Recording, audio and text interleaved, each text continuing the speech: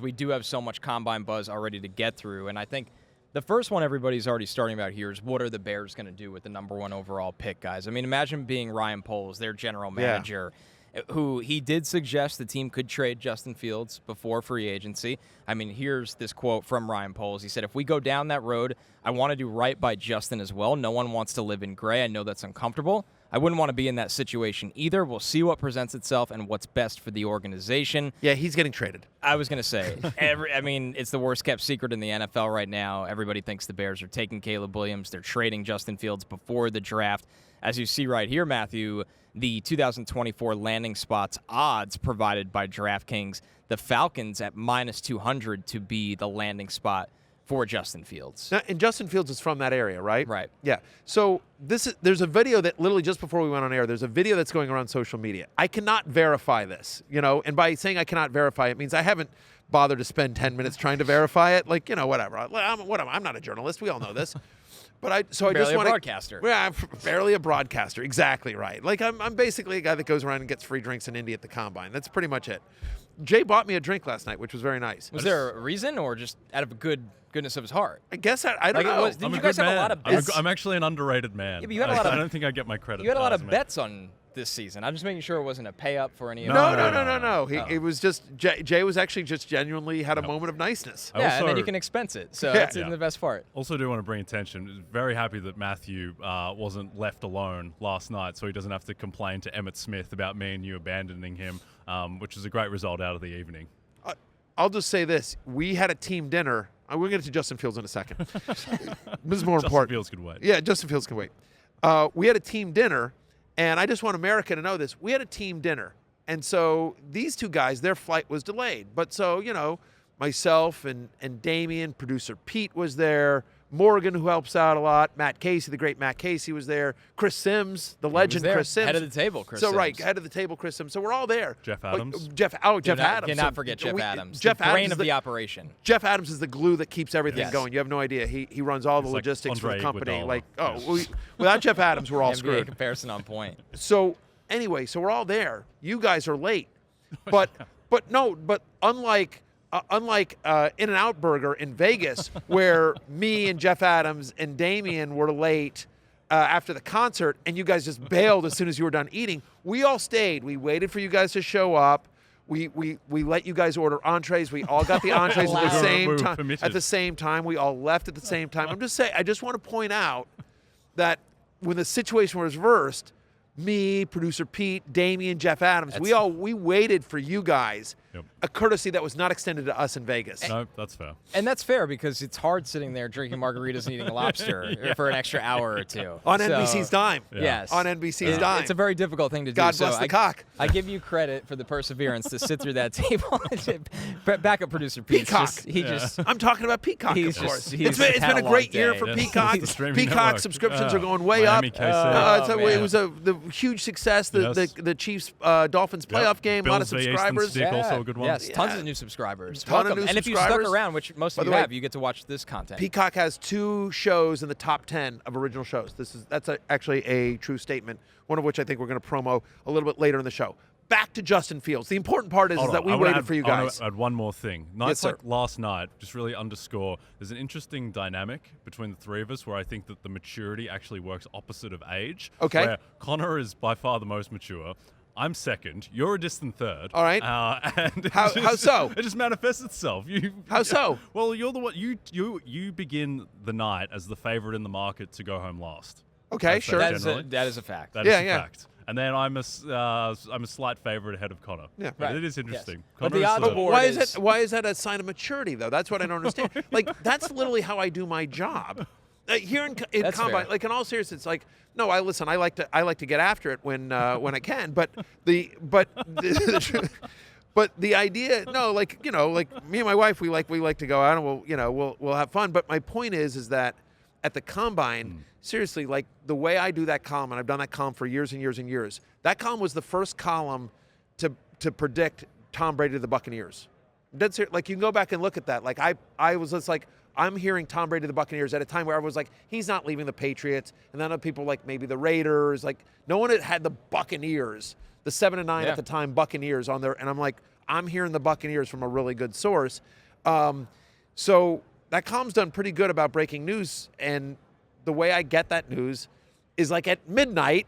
You know, alcohol infused. Yeah, so that's actually part of the job here at the Combine. That's fair. I was probably more thinking of Hakkasan with Steve Aoki. Oh, yeah. Well, that was just three and we say goodbye. Yes. Yeah, Vegas is my town. I'm a good time in Vegas. There's no question about that. All right, back to Justin Fields. Okay. All right. So there's a video going around. Poor Steven. I don't know how he's going to cut this up. Back to Justin Fields. There's a video going around social media that I have not verified, but supposedly the video is taken by, it was supposedly posted by Justin Fields' manager. It is Justin Fields very excited, jumping around, very excited and everything like that, very happy. And supposedly in the background you can hear the manager say, "You're going home."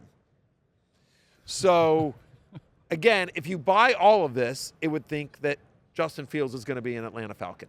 That's what that would mean. Right, and again, they're the favorite. They're minus 200 on DraftKings. They're the heavy favorites. And the second favorite's the Bears, which nobody here thinks the Bears are keeping Justin Fields. Yeah, that's a bad bet. I would be stunned if I just don't know why. And Caleb Williams right now, he is minus 1,600 on DraftKings As to he go should first be. overall, Yep. and everything that we've heard is that that's effectively done, and that it will be Caleb Williams. I know the past couple of years those markets have flip-flopped, where Stroud was the favourite to go to one for a while. Aiden Hutchinson the previous year was favourite. Evan Neal was favourite for a time, and then just randomly Trayvon Walker went number one, which he probably shouldn't have, judged on what he's done. But this one seems pretty clear-cut, and there's no point having Fields on the roster. You can't have Justin Fields as your backup when he's about to get a big contract. They will trade him, but are you surprised, Connor, at the, lack of relative interest for Fields? A little bit, because when you look at the available options outside of Kirk Cousins on the pro market, there's not a lot of guys that are starting quarterbacks with upside, which Fields has right now. He legitimately has upside. But I think the problem is a lot of these teams are here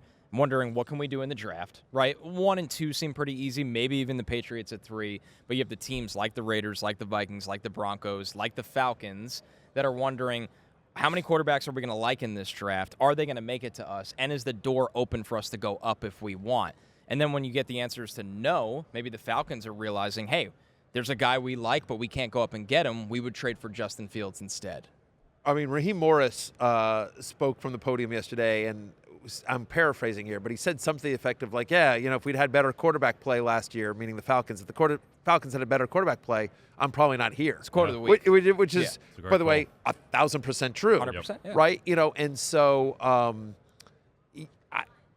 if this is happening, meaning if Justin Fields is getting traded to the Falcons, I love the move. I love the move for the Falcons. Like, I like Justin Fields. I think he's obviously a great fantasy quarterback, but I think he is a good NFL quarterback. I don't think he's been particularly helped by the scheme, the coaching, or the players around him in Chicago. I don't think it's all on that. I do think Justin Fields has some growth that he needs to do as a passer and a reader of defenses, but still, like, I think, he's made enough plays in his college career and as a pro. He lit up my Commanders. You know what I mean?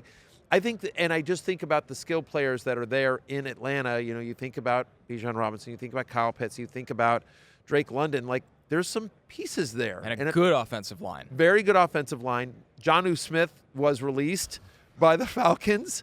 So, by the way. So he'll be a Steeler soon? I was just going to say, I can't wait for Najee Harris to just sit there and watch Jonnu Smith do jet sweeps for Arthur Smith with the Steelers. Can't wait to see that in the red zone next year, as Jaylen Warren is just sitting on the sideline going, can I get a touch over here? Right. Yeah, of course not. Free Jaylen Warren. I'm starting that right now. But I think that would be a home run move for the Falcons. Yeah. I think Fields as well. He is, I think, pretty clearly to this point, he's not in the tier of elite quarterback that can really overcome his context. And in Atlanta, he'll have the best context of his career between the offensive line and the weapons. So, I mean, if they get Fields, I mean, I think they are immediately the favorite to win the NFC South. If you're the Falcons, think about maybe. I agree. Saints, Bucks. It's not. I was going to say the Bucks. If they bring Evans and Baker Mayfield back, I think they're right there. Yeah, they're an 8-9, 9-8 type. Yeah. And the Saints are 8-9 every single season. It feels like, and it feels like the Falcons. Like they almost won the division despite getting basically a 0 from the quarterback position. If Fields is just if he's a 7 out of 10, then all of a sudden that could be an 11-6 win team. I think Raheem Morris should probably be the favorite to win Coach of the Year just because there is such that easy scope.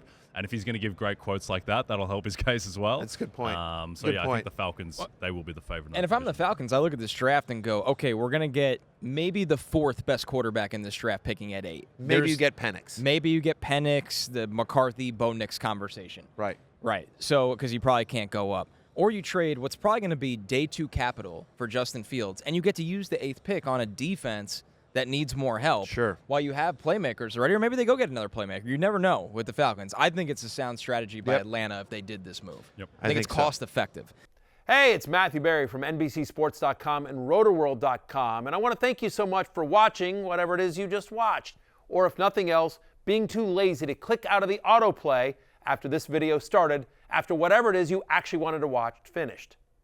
But now that you're here, I'd like to take a moment here to ask you respectfully now, okay? I'm asking you respectfully to subscribe to the NFL on NBC YouTube channel.